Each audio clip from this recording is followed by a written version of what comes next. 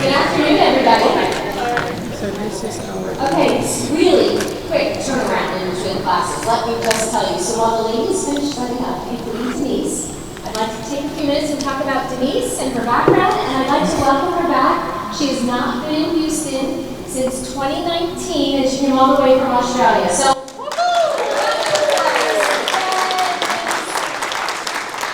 it's so good to see her again. An old friend revisited, so we're thrilled that she's back in Houston. Denise remembers how much she loved finger painting at kindergarten. All the fabulous freedom of expression. Art was all she ever wanted to do. She has a background as an illustrator, having graduated in commercial illustration at the Queensland College of Art. After 21 years in real estate, Denise, with her dog Millie, embarked on a solo trip around Australia in a newly purchased motorhome. Early in the trip, she realized with gratitude that she was on one big art excursion. Today, Denise travels often, painting in the open, exploring natural environments where she feels most at home and creative. She keeps another home base / studio in the hinterland of Queensland Sunshine Coast in Australia. And my daughter was just there last week, and Denise sent me the most lovely email and said, "Your daughter needs anything, you have her call me." So I felt very good knowing she was right nearby. Devoted to her passion, she is developing workshops to share her love of hand painting on fabric. So when I met Denise many years ago now, she opened up this incredible hand-painted piece of fabric, and we just knew immediately she was a free spirit designer. Her work is just beautiful. It's very natural, it's large scale, it just sings to most makers and creators. So grateful to have her as part of the team. And I'm going to tell you a little bit about this new collection called Exotic Garden Palace. A friend once remarked sentiments to me that I've never forgotten, as it surprised me at the time. He said, "I go to India regularly for peace and tranquility." I discovered firsthand what he meant when I too ventured solo in India in 1998. The feelings evoked from this journey left my soul enchanted and my stay so memorable. I felt feverishly inspired to want to paint and design. A seed was planted in my mind that I would wish to one day have a collection on rolls of fabric, inspired by an Indian palace, thus the inspiration for Exotic Garden Palace. And without further ado, Miss Denise Burkitt. Hi everybody, I think this is working, is it? I nearly didn't think I was going to be here today because I got detained at customs. And it was pretty funny because I've just put out my first book, so I loaded as many as I could into the suitcases, and my brother had said put fragile all over everything, so I had an extra bag, 3 enormous bags, and lampshades as well, which were in a box about this big, marked fragile. So I thought I was nearly out the gate. You know, I had my luggage walking out, and 3 big men said, "Over here." And next thing I was taken in the back, and they went through all my bags and then proceeded to tell me I couldn't sell books here and whatever else. But anyway, it was pretty funny. And all the while I was looking, it wasn't funny at the time. It's funny now looking back at it, because all I could think about, I was looking around the walls thinking, where are the cameras? Am I going to be on border security or something? Because I always like watching that program at home. But anyway, Debbie said all that about my inspiration on going to India, and I thought I was going to read that, but that's okay. That was some trip, and I had always wanted to go to India, but I was probably like a few of you, a little bit concerned about whether I'd be a bit saddened maybe by some of the poor conditions or the poverty. And he said, I go to India for peace and tranquility.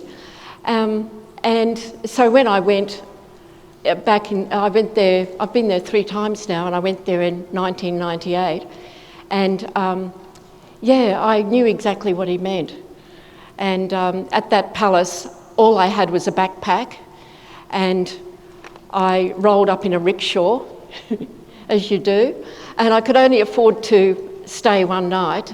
And the room was all bed beautiful bed linen, all in white linen, and carved timber furniture all the way, all through the room, and all the courtyards had orchids and exotics, and it was just amazing. And I'd had a blue silk blouse made that day, and it went with my sarong of all things. That's all I had, a sarong. So I wore the sarong around my waist. I had lace-up Indian sandals right up to my knee, and I walked into the dining room with this blue, smoky blue sarong and the blue silk blouse, and I felt $1 million, and walked into the dining room, which was candlelit, and listened to the music of harps being played, and that was my experience. And I came back to the room and I thought, I mean, I wasn't with Free Spirit then, but I thought, wow, gee, I just always had the urge to design and paint on fabric, and I thought, well, maybe one day I'll be doing a collection based around an Indian palace. So this collection is all about my memories of that trip, which are like yesterday for me, and bring back a lot of memories. Unfortunately, my elderly friend has since passed away, but he instilled that love that I now have for India as well, and I'd love to go back sometime. So I remembered the fabrics were beautiful, especially in some of those palaces, and I wanted to recreate some of the feel of India, of my take on it anyway, and I had intended to put mirrors in here. You know, that I don't know what they call them, but they're like little copper pieces. You can probably get them here easily, but I hunted high and low and couldn't get them. But anyway, instead of that, we put another fabric in here. So that little cushion design is by Lynn Wilson, who works for XLN in Australia, and they're a distributor for Free Spirit Fabrics. I've got that pattern. You might have something similar here, do you? Has anyone seen a pattern like this? Anyway, I've got the pattern, so if anybody wants to photograph it, and it's by Lynn Wilson. This little one was done by, so this pattern is called Jade Treasures, and I had a lot of fun naming them because it's very emotional, naming something when you're thinking about the experience there. So love naming all of these, and one of them's called Henna Hibiscus. This little pantsuit here, that's Jade Treasures. This one here is Kashmir Romance, and intricate carvings, and we'll get to a couple of the others. By the way, I've got a top on that, I've got the pattern for this, and it's by a company in Australia called BB Bold, and you can get that online, and I've also got a copy of the pattern at my booth number 549, just around the corner from Free Spirit. So this is the only pattern that they do for a top. There are other patterns for all little bags and different things, but I had a friend make this up and I really love it. So the other top is that one there. And this is from my current collection called Island Vacation, so I'm not sure if anyone's got it on their booth here. Hope so. And this actual pattern's called Banana Split. And I made up a skirt as well. So I like really simple sewing. So girls, this has got no buttonholes, it's got no zips, nothing like that. It's really straight sewing. And this is too, although I didn't make this. Anyway, so I've also got some stencils down in the booth for some little things that I thought would be fun to embroider or applique, and I've got to bring the others up, but the elephants, and I'll pass that around because it's just I haven't finished it yet. I was going to do it on the plane, but I'm glad I didn't because I might have got picked up on that needle. And these are some big samples that I've had quilted, and I was going to cut them up, but then I was going to cut them into sections for maybe the vest, which is reversible, and that vest is, I've got that pattern as well. That's a current Butterick pattern. So I made sure that the patterns that I've got are all pretty current, because in the past I've had things that, you know, you might have picked up at an opportunity shop or something, you know, that aren't current now. So this could be made into cushions or whatever, a vest, a jacket. I'll pass that around as well. Have you all got a brochure? Oh, yeah. And there's another piece.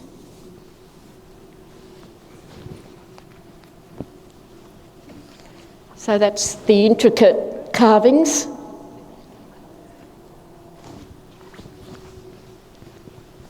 And by the way, there's a bit of a blue line in there, but that was on the artwork. I've got a couple of lampshades downstairs as well that I brought with me. And the lady who made them up wasn't sure about making them because she thought that was a fault. And I said, no, it's meant to be in there. But and this one here is called Peppermint Parchment. And I painted that while I was camped somewhere in my motorhome, and I was painting the weeds and the clover beneath my feet, and used charcoal out of the fire. And you can see the charcoal marks have come up really well in the print. Pass that around as well. Is it getting around? Yeah. So, Debbie, I thought you might know more about these. Where is she? Is she here? Oh, okay, Nancy. About the quilts, because this is the first time I've seen them, but... Well, I have to cheat. Okay, so this quilt is called Lucky Country Quilt, right here, and it's 62.5 inches by 84 inches. The total is 7 3/4 yards for the quilt top, and it's pieced, and this is a free download from freespiritfabrics.com in June of 2024, right? Yep. Okay, and then this other one, there's more on here too, so. And the wrap dress, which is also a free pattern, isn't it, for Free Spirit, I think? The wrap dress, well, let's go to this quilt. This quilt is called Jay Mandir. I don't know. Jai Mander, I think. Quilt, yeah. Jai Mander. Jai or Jay? Jai Mandir quilt. This is designed by Antoine Alexander from the Red Boot Quilt Company. It's 81.5 inches by 93.5 inches. Total 8 5/8 yards, so not too bad, right? Sells some fabric. It's pieced, and the pattern is available at the redbootquiltcompany.com. So add-on sales, right? Sell fabric, sell pattern, and then a class. And then the wrap dress, yeah. Wrap dress. It's on the back here. So this wrap dress is called the Wildwood Wrap Dress, and it's from Schoolhouse 7 Dresses or Schoolhouse7.com. They have some really great patterns. I love their patterns. So Schoolhouse7.com, and this is called the Henna Hibiscus dress. It's really cute. We had a fashion show the other day in the office, and we put it on, so it's really cute. Thanks, Nancy. Yeah, so I'll just show you the patterns so you can get a better look at them in their whole cloth. So that's called Cashmere Romance. And I started off with an off-white cotton to paint on because I was remembering in India when I went there, you know, the Indian bedspreads you get, and often they've got a parched kind of look and an aged look. I went to a village and saw them, and they had all these troughs dug under the ground, and they actually print the fabric, they're block printed fabrics, and then they roll them up and they place them under the ground for about 2 weeks, which was amazing to see them doing that. So I wanted something that looked a bit like parchment. So that's Cashmere Romance. And This one here is called Courtyard Jewels. Cashmere Romance Courtyard Jewels and Jade Treasures are part of my solo collection, which is in the quilt show down here. So that's a solo collection called The Travelling Artist, and it's made up of 3 themes. The first theme was based on this collection, which is called Island Vacation, and the second theme is On the Road to Outback Australia, so my adventures in the motorhome. And the third theme is this collection, Exotic Garden Palace. So this is, the original art is on the wall downstairs and it's been quilted. So that's a really big pattern, and you could fussy cut it or just go crazy with free motion quilting or hand stitch. We're handing these around? I think so.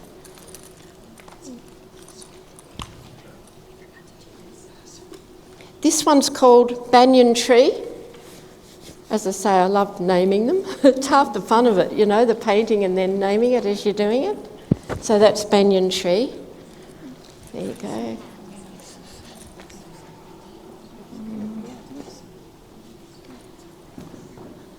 If any of you have been to India, you'd remember all the gorgeous silk saris and the brilliant colours.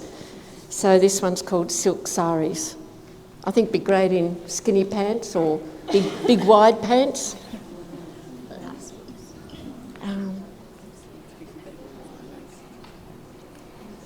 And this is henna hibiscus. It'd be nice in a moo-moo of some sort as well.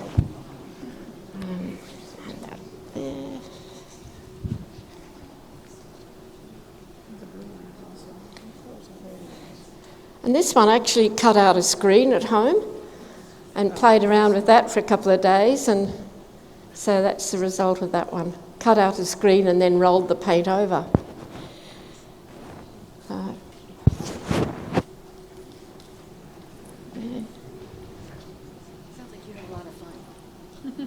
Yeah, most studios got a lot of collections, including the thing I made this out of. Actually, I'm trying to remember whether I printed it with a pomegranate or a loofah. I think it might have been a loofah. You know the loofahs in the bath?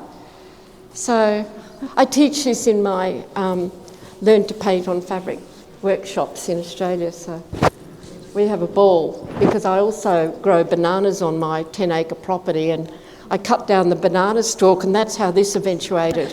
Because I cut through the banana stalk and thought, wow, that spiral pattern, that's incredible. So I ran back to the house and got a bread knife and cut down heaps of them. So now every time I do a workshop, I've got to cut down a banana stalk, whether the bananas are ready or not. There you go. And just a couple more. This is one of my favourites, because I did it when I was parked and camped out with a couple of friends. We always have happy hour in the afternoon. And something else, oh, the men are here, but we call it CBR, compulsive bra removal. There you go. And this is called Saffron Screens. So that'd be great backing or shirt. Got some friends who just made he's going to make some shorts out of it. There you go. So my new book, whether I can sell it or we'll work something out, is called... I got 200 of them printed and picked them up on the way to the airport. Did you talk about the customs? Oh yeah, customs, yes. No, they let me go with a warning. I got a severe warning. And my 40, and they let me go because I only had as many as I could fit into my bags, which these weigh about 500 grams. So I've only got about 43, 44, and I'm selling them to near cost price. So unfortunately, if you were to buy them off my website and I sent them to you, you'd be paying more for the postage than the actual book. So I'd love to see you all at my booth, and thank you all for coming. Any questions?